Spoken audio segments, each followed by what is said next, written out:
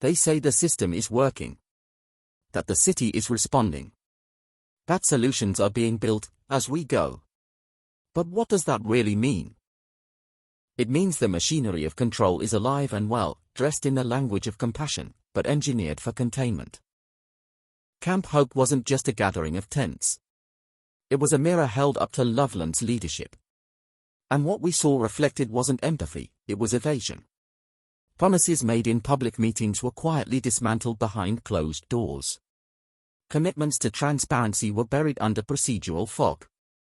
And every act of supposed generosity came with a catch. Take the encampment ban.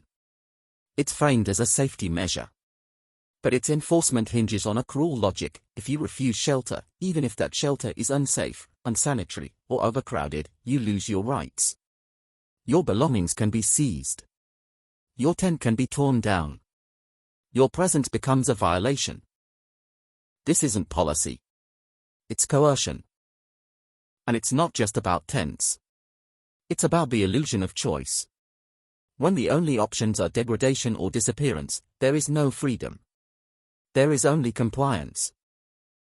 City officials say they are listening. But when volunteers are blocked from delivering food, when advocates are told not to speak with residents, when questions about death and injury go unanswered, what kind of listening is that? It's strategic silence. A way to control the narrative while avoiding accountability. Even the language betrays the truth. We're making daily adjustments. We're working on it. We're discussing next steps. These phrases sound responsive, but they are designed to delay. To deflect. To exhaust.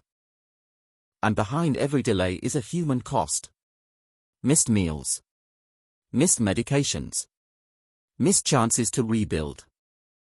The shower situation is a perfect example.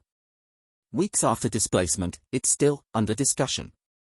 Hygiene isn't a luxury, it's a lifeline. Without it, people get sick. They lose jobs. They lose dignity. And yet, the city stalls. Why? Because the optics of action matter more than the outcomes. Because admitting failure would require structural change. Because acknowledging harm would mean accepting responsibility. And so, the cycle continues.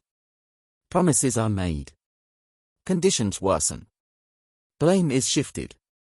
And the people most affected are left to navigate chaos with no map, no voice, and no protection. This is not just mismanagement.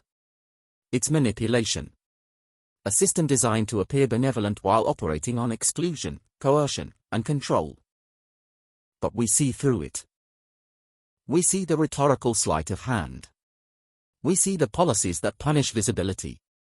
We see the leaders who weaponize procedure to silence dissent. And we refuse to play along. Camp Hope may be gone, but the questions remain. Who benefits from this chaos?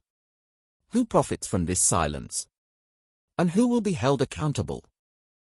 Because if Loveland wants to claim compassion, it must first confront the machinery it built to erase it.